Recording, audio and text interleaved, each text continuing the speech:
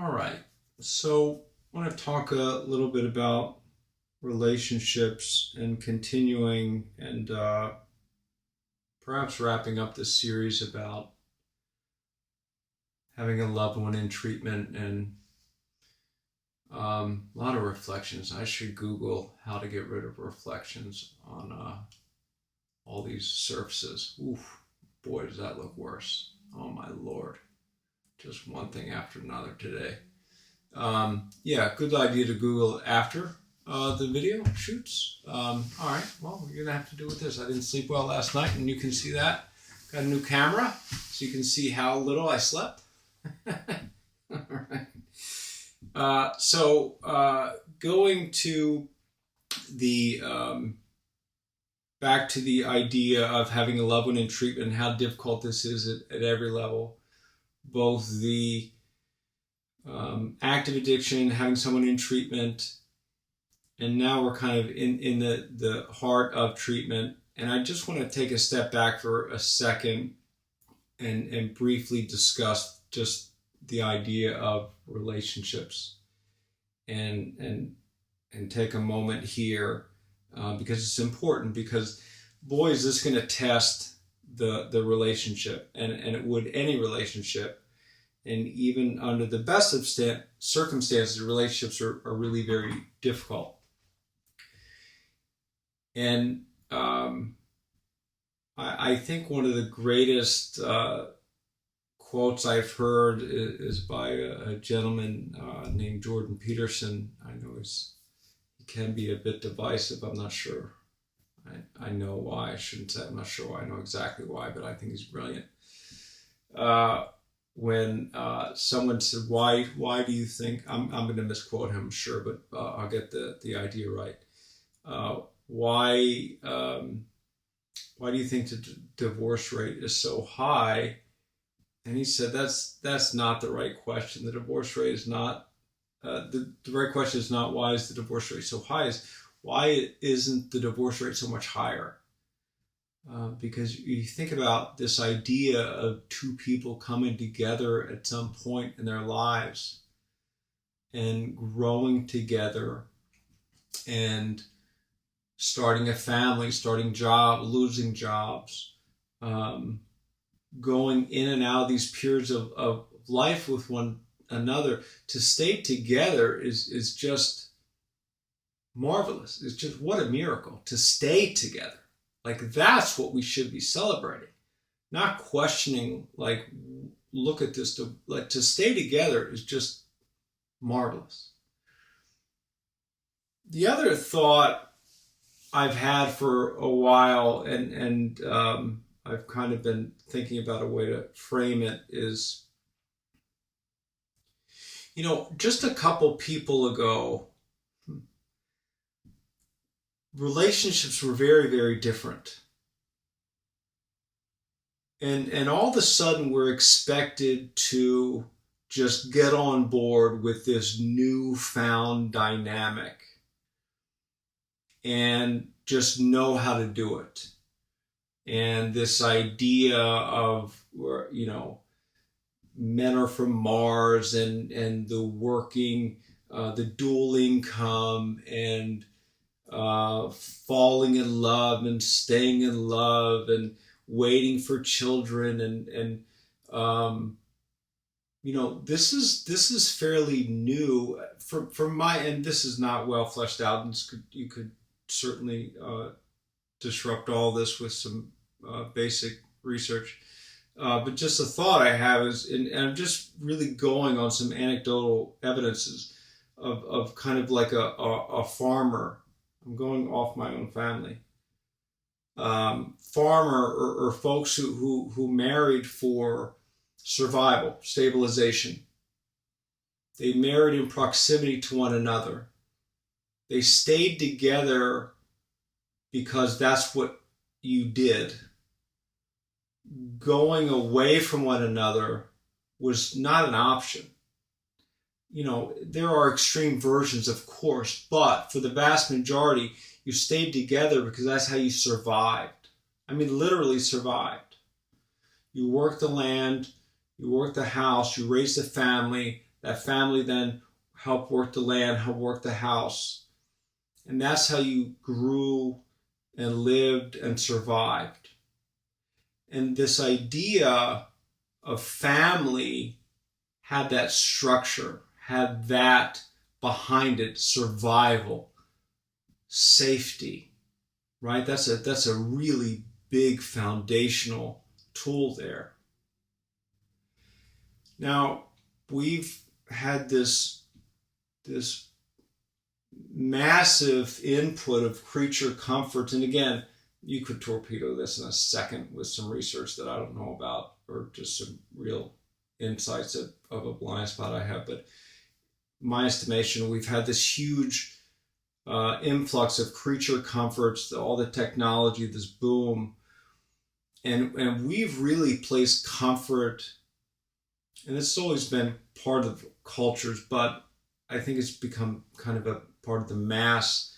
We place comfort and feelings where perhaps it doesn't belong, as part of this hierarchy of needs.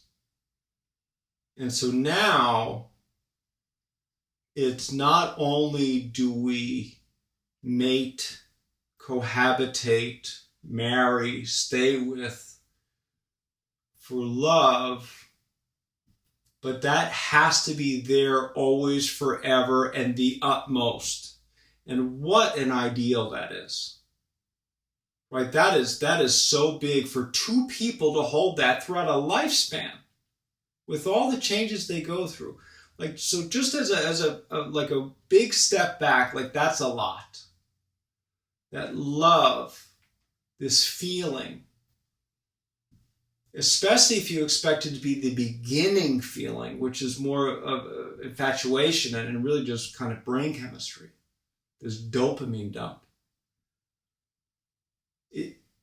If that's the expectation, then oh my goodness, is that a lot to expect? Is that a lot to ask for from a partner?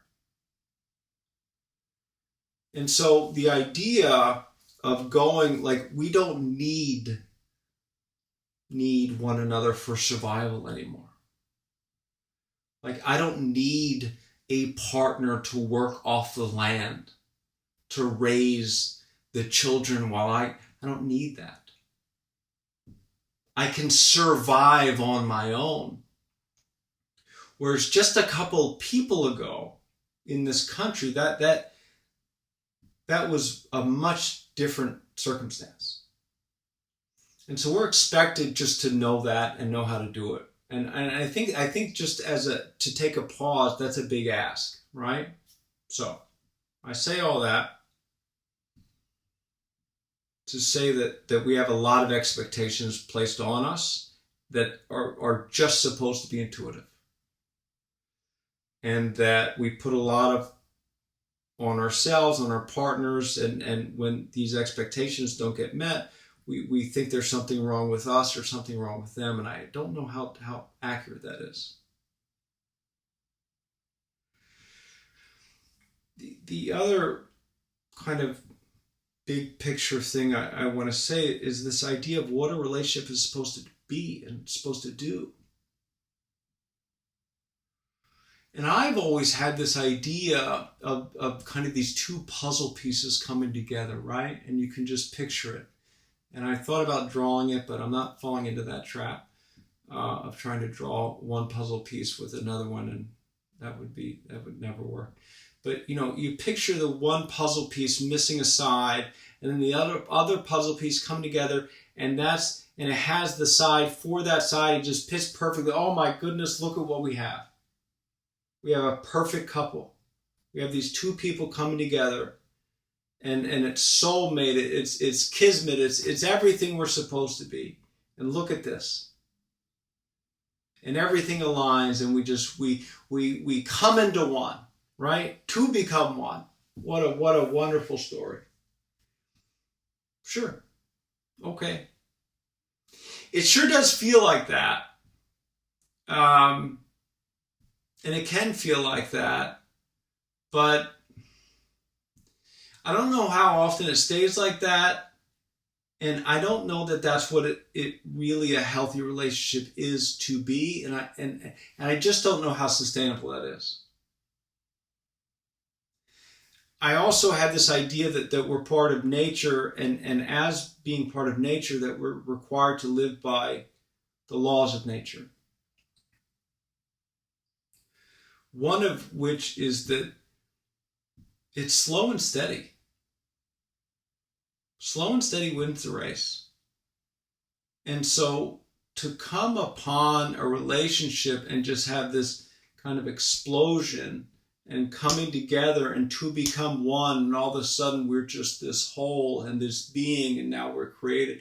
I don't know how sustainable that is. It burns bright. I don't know how long. And so perhaps, the idea is that there are not two puzzle pieces, but there are two completed pieces. And they come together. And they are just additions to one another. They're not a missing piece for the other. So I think the missing piece to another, I think that's where we enter into the codependency, the toxicity, the unhealthiness. That's where we enter into, I'm okay if you're okay. I'm not okay if you're not okay. The you complete me, the stuff of movies and a fantasy and the romance. I get it. I love it. It's the best. I don't know how sustainable it is. What goes up must come down.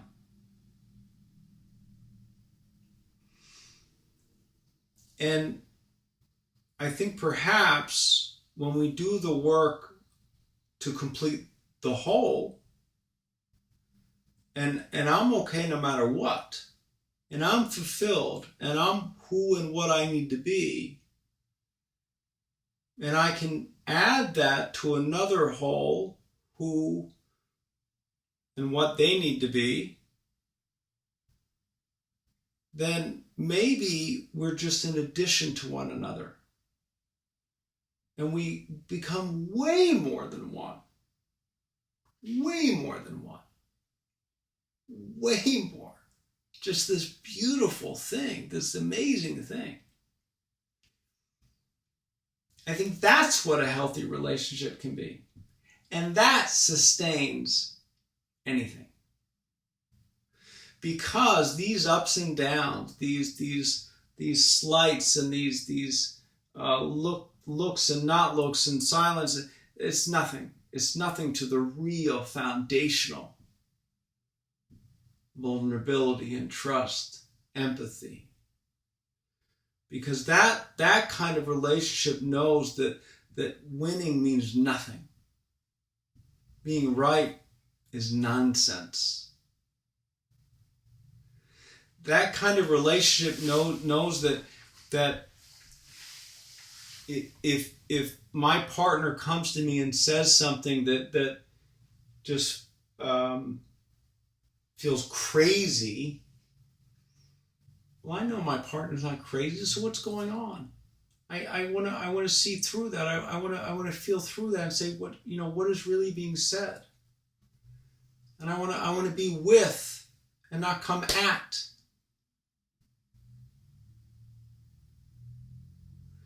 And I think too often in these relationships we enter with a shield and a sword,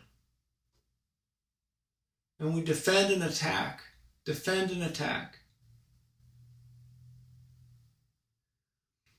And relationships require vulnerability.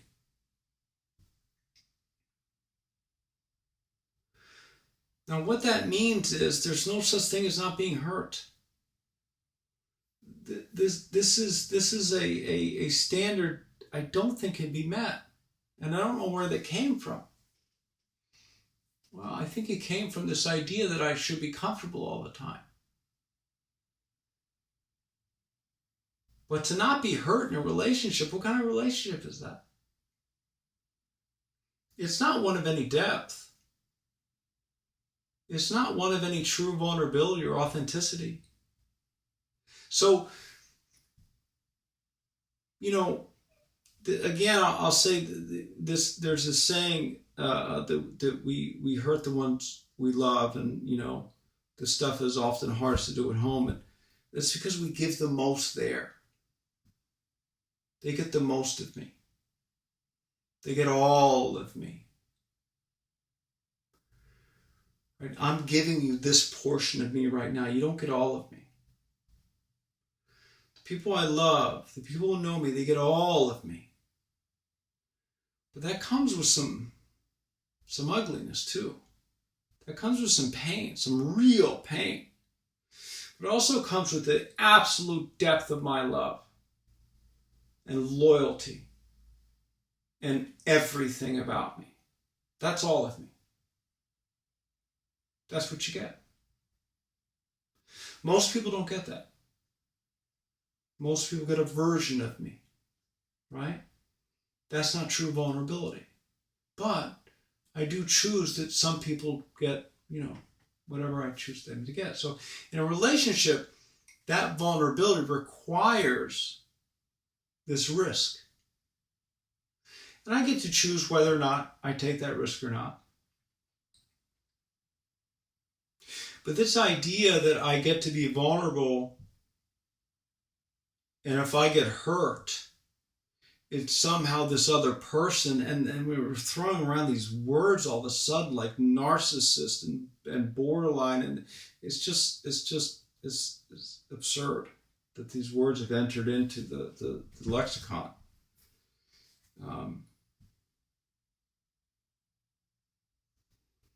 Just because you're hurt doesn't mean that someone's a narcissist. It means maybe you got vulnerable. And that's the cost of being in relationships.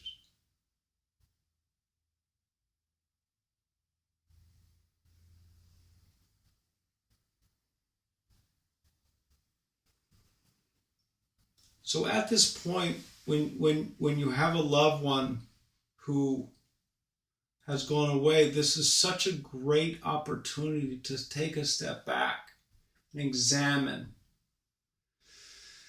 Because look, in all honesty, none of us have done this work. None of us has done all this work. None of us. I mean, how could you? It takes a lifetime. But here's an opportunity to step off the merry-go-round for a minute. My loved one has entered this place of healing, this opportunity, and so now I get to do the same. So what are the parts of me that maybe I should take a look at, that I should take care of, that I should examine? That if I were to start to heal, start to look at, start to take care of, would then be better to present in a partnership. Because ultimately in a relationship, I'm going to just present the best version of who I can be. Otherwise, I'm going to try to make that person get it out of me. And that's really unfair.